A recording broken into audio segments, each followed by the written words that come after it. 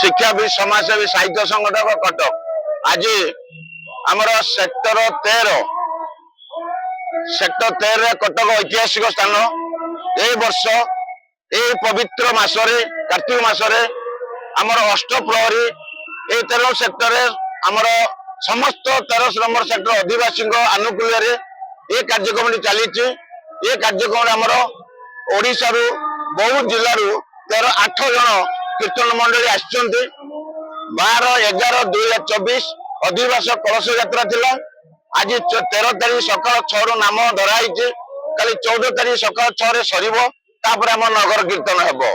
मोर कहबार उद्देश्य होची ये कार्यक्रम करिवार ये कार्तिक मास पवित्र मासरे ये आध्यात्मिक काम जो हरिनाम नया होची ये एरिया रो जेकोसी कर्णरे जदि हरिनाम शब्दटी कर्णपात हुए निश्चित भाव तार किसी शुभ मंगल हम एवं परिवेश निश्चित परिवर्तन हम यहाँ आम आशा रखी कार्यक्रम करूँ। यहाँ प्रथम वर्ष करूँ यार को 12 वर्ष करी बोली आम आशा रखीचु।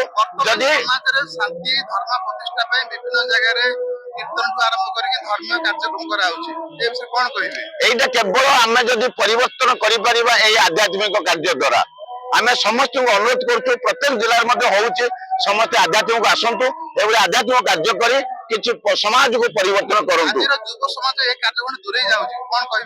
दूरे जाऊनी बहुत कार्यक्रम होचे युवपीढ़ी की आकृष्ट करने आमको ये कार्यक्रम कले युवपीढ़ी आकृष्ट निश्चित जोग करेंगे निश्चित इच्छा प्रकाश करेंगे ये आध्यात्मिक कार्य कर आग को बढ़ापी आम तक सत चेष्टा करें आग को बढ़ापी एक आग बढ़ापी केवल आपण मान साहाय्य निया दरकार।